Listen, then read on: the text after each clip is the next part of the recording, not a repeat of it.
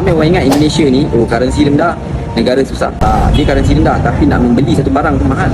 Indonesia tahan banting dari gejolak geopolitik karena presiden kita. Indonesia jadi bahan tertawaan internasional. Jadi baru-baru ini Indonesia kembali jadi sorotan dunia. Oh, telah 26.500 sekarang, iya kan? Iya. Naik per 1 Mei ya? Enggak juga, Kak.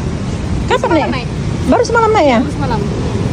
Gue curiga dari kalau lu lihat video gue dari bulan lalu, sebetulnya gue udah curiga jangan-jangan di belakang layar itu ya tadi ada operasi khusus buat ngerjain pemerintah. Sebenarnya gue agak bingung ya, karena Purbaya ini dari tahun lalu itu selalu ngomonginnya satu hal yang sama. Indonesia ekonominya kuat, pasti 6%. Gampang semua kalau tahu hitungannya. Jadi agak sedikit kontradiktif nih, karena omongannya survival mode. No more room buat stupid mistake. Gila banget guys, ringgit Malaysia sudah sentuh 4.400 rupiah per ringgit ya. Jadi belakangan ini ringgit itu naik luar biasa ya, bukan Katanya Indonesia tahan banting dari konflik yang ada di Timur Tengah, ekonomi terbaik dekat dunia. Tetapi kenapa rupiah melemah sekarang, para sahabat, di ujung tanduk? Bahkan sebagus-bagusnya menyimpan bangkai akan tercium jua. Assalamualaikum warahmatullahi wabarakatuh. Jumpa lagi para sahabat dan teman-teman dengan Mas Farhan. Gimana kabar-kabarnya? Semoga kalian semuanya sehat-sehat saja. Yang baru bergabung di videonya Mas Farhan, terima kasih banyak-banyak yang sudah setia menonton di channel ini.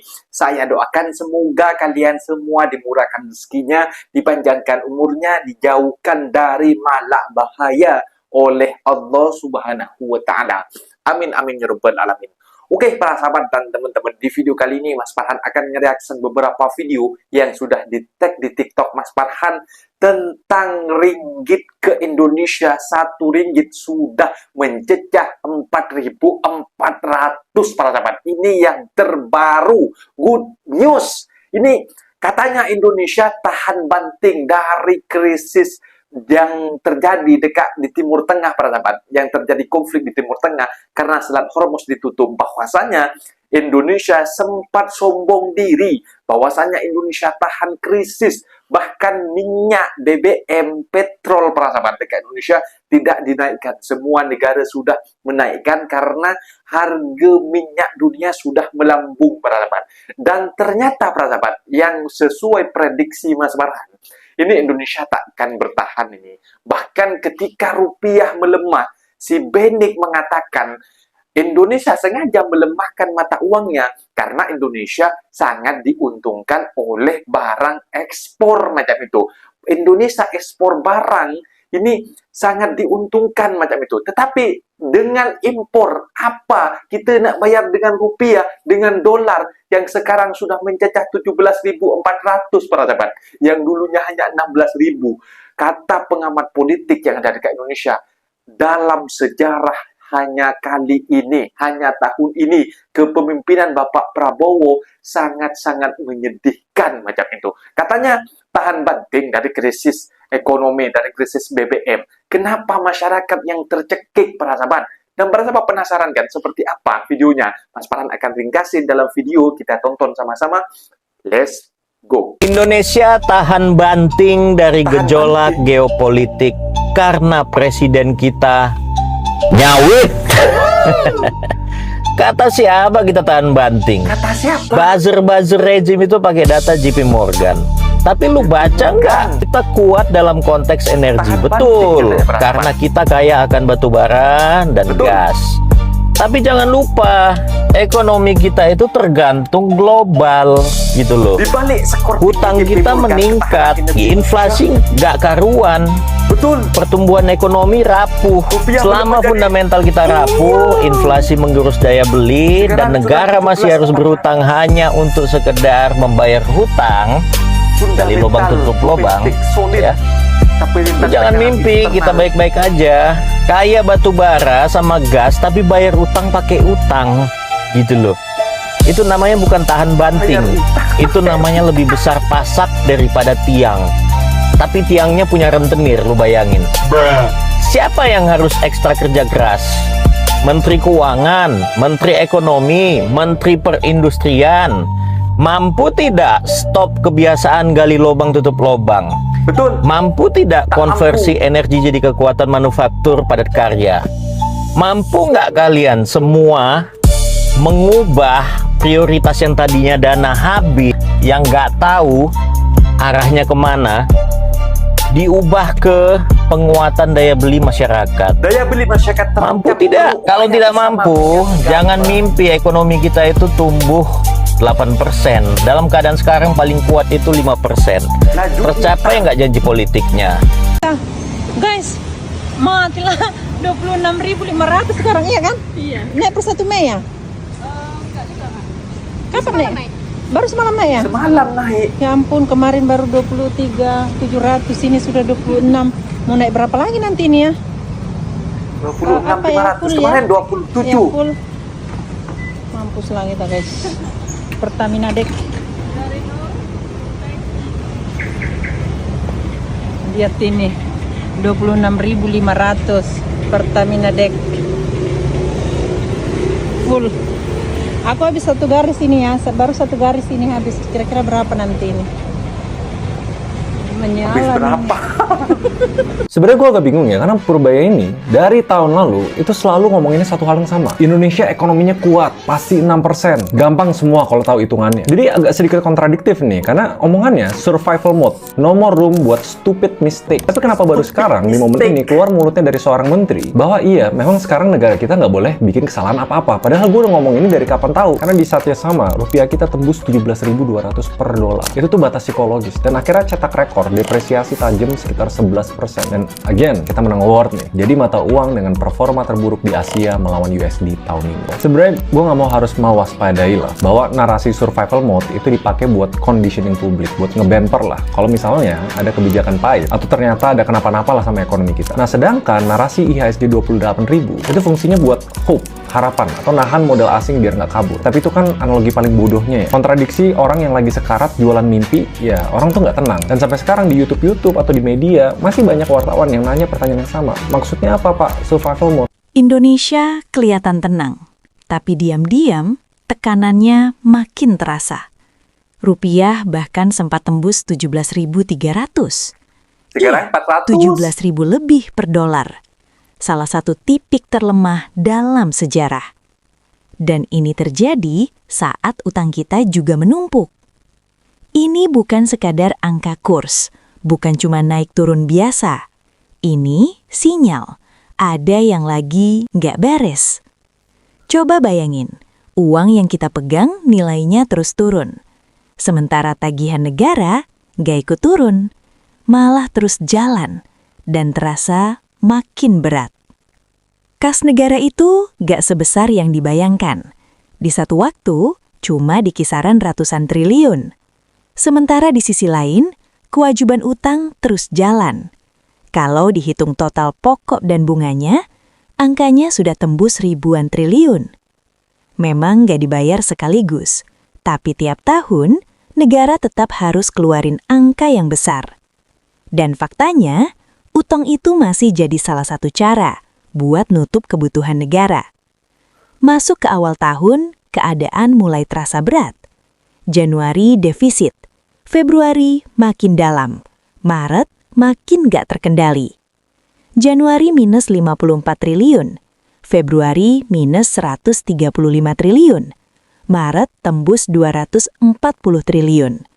Setiap bulan lebih banyak keluar daripada masuk. Di luar sana, situasi juga nggak ramah. Dunia lagi panas, investor lari ke dolar, dan rupiah jadi salah satu yang paling kena tekanan. Di dalam negeri, diskusi mulai ramai, media sosial makin ramai, suara kritis mulai bermunculan, menandakan kekhawatiran itu nyata. Tapi perlu diingat, utang itu bukan hal baru bagi negara, dan pelemahan mata uang juga terjadi di banyak negara lain. Yang jadi pertanyaan sekarang, apakah ini masih aman, atau kita lagi berdiri di ambang masalah yang lebih besar? Karena ujungnya bukan soal dolar, bukan soal triliunan angka, tapi soal harga hidup dan masa depan orang-orang di rumah. Menurut kamu, ini masih wajar atau mulai mengkhawatirkan? Tulis pendapat kamu di kolom komentar ya. Kalau kamu ngerasa ini penting, Jangan lupa like, follow, dan share ke teman kamu juga ya. Masyarakat menjerit dengan kenaikan harga barang di Indonesia. Konflik di Timur Tengah diam-diam mulai berdampak pada harga jual berbagai jenis produk, mulai dari plastik, alat rumah tangga, makanan dan minuman kemasan, hingga produk elektronik. Seperti apa curahan hati masyarakat terhadap kondisi ini? Sama kayak plastik, terus tomat yang kayak ukuran kecil itu set melunjak sekali bang harganya bang. Namanya ekonomi juga lagi sulit, jualan juga lagi sulit. Harga minyak, harga semua bahan-bahan, apalagi harga plastik naik gitu. Ukuran bagi kita, golongan kita nih ya kalau masalah harga naik ya, tapi kita mah berat. Ingatkan kita kan pendapatan kerja kan dari begini ya. Gila banget guys, ringgit Malaysia sudah sentuh Rp4.400 per ringgit ya. Jadi belakangan ini ringgit itu naik luar biasa ya, bukan cuma ringgit tapi dolar Singapura juga, USD juga. Cuman ringgit ini yang paling gila guys naiknya daripada yang lainnya. Ini guys, ini ringgit Malaysia ya. Kalian lihat nih dalam 1 tahun belakangan ini naiknya gila banget ya, dari 3.800-an itu sekarang sudah di 4.400. Jadi padahal kita tahu ya Malaysia ini kan tetangga kita, tapi performanya itu sangat luar biasa guys. Dia itu kalau nggak salah itu ringgit itu jadi mata uang yang antara 1 sampai 3 itu terkuat di Asia Tenggara ya. Kalau nggak salah ringgit itu nomor 2 di bawahnya China. Tapi ini sebenarnya rupiah kena double impact ya. Selain dari rupiahnya yang melemah, ringgitnya juga menguat ya terhadap mata uang lain. Makanya otomatis kenaikannya ini luar biasa ya. Kalian bayangkan aja dari 3.800 itu ke 4.400 itu kan naiknya hampir 20% guys. Dan itu hanya dicapai dalam waktu 1 tahun.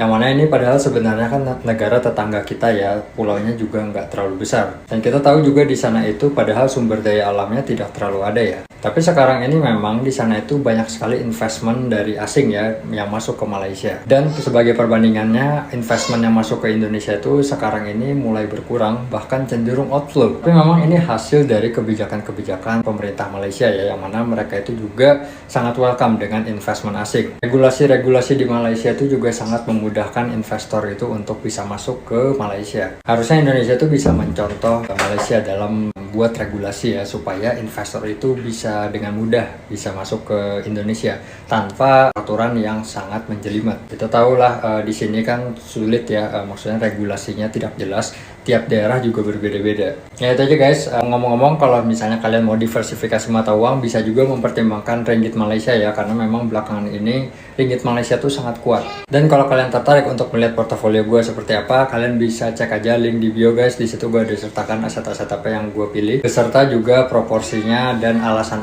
kenapa gue memilih aset tersebut. Gue curiga dari kalau lu lihat video gue dari bulan lalu, sebetulnya gue udah curiga jangan-jangan di belakang layar itu ya tadi ada operasi khusus buat ngerjain pemerintah, tapi dari dalam guys. So gue yakin ya, mungkin nanti kalau datanya udah keluar, artinya diem-diem nih, apalagi kalau lihat duit makin kering di bawah. Teman-teman kalau merasa duit makin kering di bawah, gue yakin artinya di bawah banker-banker kita pada sibuk mindahin duit dari bawah ke atas guys. Lu ngerti gak maksudnya guys? Gila, sekarang 1 ringgit itu setara dengan Rp4.400. Artinya, kerja di Malaysia makin cuan, tapi liburan ke sini makin mahal. Kenapa sih ringgit tiba-tiba makin kuat? Pertama, ekonomi Malaysia itu lagi stabil banget. Growth mereka konsisten. Industri kayak data center, chip sampai teknologi juga lagi naik. Kedua, investor asing lagi banyak masuk ke Malaysia. Dan setiap investor masuk, mereka harus beli ringgit. Otomatis, mata uangnya juga naik. Ketiga, inflasi Malaysia itu rendah. Jadi nilai uangnya lebih aman dan gak gampang turun. Makanya gua sekarang nabung gajian itu banyak di ringgit bukan di rupiah. Keempat, pemerintahnya dinilai cukup stabil secara ekonomi. Jadi bikin investor makin percaya untuk tanam investasi di sini. Sementara di sisi lain, rupiah lebih sensitif sama kondisi global saat ini. Jadi pergerakannya nggak sekuat ringgit sekarang. Jadi ini bukan cuma ringgit yang kuat, tapi juga karena rupiah lagi nggak sekuat itu. So menurut lo, untuk kondisi kayak gini, lebih enak kerja di luar negeri atau stay di Indonesia? Ada kakak cantik kita tukar uang ringgit ke rupiah. Dari mana Kak Ja? Ini dari Tenggadeng. Tenggadeng kampung pu Kak? Peduk. Wak peduk Tenggadeng bagi masyarakat peduk Tenggadeng menang merapat aju. Mesena perle karena kamu nak buka malam kakak ayo. Baru dua berarti peduk tu naik Malaysia. Katrik bacut dah. Alhamdulillah, makasih Kak Abah. Tiup kau je urus kampung yang perlen ni jak je kena. Terima kasih banyak. Buka dalam sejarah dunia, ada nggak 25.000 atau 30.000 koperasi bisa dibangun dan diselesaikan dalam 1 tahun? Nggak ada. Coba buka dalam sejarah Indonesia. Pernah nggak rupiah melemah dari 15.400 jadi 17.300 dalam 1 tahun setengah? Nggak pernah. Coba buka dalam sejarah dunia. Ada nggak negara yang gaji gurunya lebih rendah daripada tukang cuci piring dalam 1 bulan? Nggak ada. Coba buka dalam sejarah dunia. Ada nggak 6.719 aktivis ditangkap dan dipenjara dalam 1 tahun? Nggak ada. Coba buka dalam sejarah dunia. Ada nggak kepala dapur yang ditutup terus tetap dikasih insentif 6 juta dalam waktu 1 hari? Nggak ada. Coba buka dalam sejarah dunia. Ada nggak yang bayar utang sampai 833 triliun dalam 1 tahun? Nggak ada. Coba buka dalam sejarah dunia. Ada nggak negara yang punya utang 9.500 triliun? Nggak ada. Coba buka dalam sejarah dunia. Ada nggak yang reshuffle 5 kali menteri dalam waktu 1,5 tahun? Nggak ada. Indonesia jadi bahan tertawaan internasional. Jadi baru-baru ini Indonesia kembali jadi sorotan dunia. Bukan karena prestasi yang membanggakan, tapi karena pemerintah kita yang pada ngawur, Pak. Entah kenapa ya, pemerintah Indonesia tuh suka banget buang-buang anggaran. Contohnya MBG. Kepala BGN-nya buang anggaran sebesar 1,2 triliun untuk membuat infrastruktur teknologi informasi. Kata Ketua BGN, proyek ini bertujuan supaya program MBG bisa dipantau secara langsung. Loh, berarti selama ini program MBG nggak dipantau ya? Pantesan banyak yang keracu. Bayangin aja ngabisin 1,2 triliun buat aplikasi yang cuman bisa digunakan untuk memantau MBG, Pak. Itu aplikasi atau korupsi? Gara-gara hal ini, pengusaha asal Singapura yang bernama Martin kasih kritik pedas untuk bangsa Indonesia. Dia bilang kalau Indonesia rela menghabiskan jutaan dolar untuk aplikasi yang sebenarnya bisa dibuat pakai AI cuman dalam waktu setengah jam, Pak. Dia juga nambahin kalau orang Indonesia itu tidak punya inovasi, parah banget. Padahal faktanya nggak sedikit orang Indonesia yang punya ide-ide hebat dan inovasi yang baru. Contohnya di Innovators. Kalau kalian cek akun mereka di TikTok atau Instagram, kalian akan menemukan inovasi baru yang bisa membawa Indonesia menuju Indonesia emas, Pak. Mulai dari menciptakan sistem anti macet sampai mengkonversi motor biasa menjadi motor listrik dan masih banyak lagi. Nah, hal-hal seperti ini yang harusnya didukung oleh pemerintah, bukan malah buang-buang anggaran untuk bikin sistem yang murahan. Kalau hasil proyek IT MBG ini hasilnya kayak IGRS, udah nggak paham lagi sih sama pemerintah kita. Nah, itu dia para sahabat dan teman-teman, video yang sudah kita simak. Memang dari dulu ya para sahabat, ketika terjadi konflik di Timur Tengah, Indonesia seorang saja negara yang tidak menaikkan harga minyak petrol atau minyak BBM para sahabat. Bahkan dikatakan Indonesia ketahanan dari krisis minyak ataupun dari krisis ekonomi Indonesia yang terkuat dalam sejarah macam itu. Tetapi Mas Farhan tidak percaya dengan statement macam itu para sahabat. Bahkan Mas Farhan, kalau harga minyak dunia sudah 120 dolar per barel, ini sudah tak masuk akal macam itu. Ini kalau tidak dinaikkan bisa boncos Indonesia macam itu. Betul para sahabat, Indonesia bayar utang dengan utang macam itu. Makanya sekarang para sahabat, karena sudah terlanjur para sahabat, sekarang utangnya dekat Indonesia sudah berpuluh-puluh ribu triliun ya, sampai 950 triliun macam itu, hampir 1.000 triliun para sahabat. Ini yang aku tengok, yang selalu gali dalam media para sahabat. Ini Indonesia kalau tidak menaikkan bakal boncos macam itu. Akhirnya menaikkan para sahabat, menaikkan harga minyak yang non subsidi, harga yang katanya Malaysia, yang diejek Malaysia menaikkan harga minyak. Aduh, Malaysia yang naiknya 2 kali lipat macam itu. Kata netizen Konoha mengejek Malaysia. Sekarang kenaikan minyak yang ada dekat di Indonesia yang non subsidi 4 kali ganda para sahabat. Membuat para orang yang hidupannya menengah ke atas ataupun orang kaya sekalipun tak mau memakai memakai kendaraan yang menggunakan diesel macam itu, yang menggunakan Pertamax turbo kalau dekat di Indonesia para sahabat. Ini mereka juga ketakutan macam itu. Dan sekarang rupiah melemah. Dulu rupiah melemah, Indonesia diuntungkan, itu kata si Benny. Karena dengan Indonesia rupiah melemah, ekspor Indonesia sangat menguntungkan macam itu. Jadi kalau para petani-petani, para masyarakat-masyarakat semuanya menggunakan bisnis ekspor macam itu. Padahal Indonesia masih sangat bergantung kepada impor macam itu para sahabat, mendatangkan barang dan mendatangkan barang mesti membayar dengan membayar dengan dolar, ditukar dengan dolar. Sedangkan penukaran dolar sudah $1 mencecah 17.400 sekarang para sahabat, dan RM1 sekarang sudah mencecah 4.400 yang dulunya 3.600. Ini kenaikannya sangat signifikan.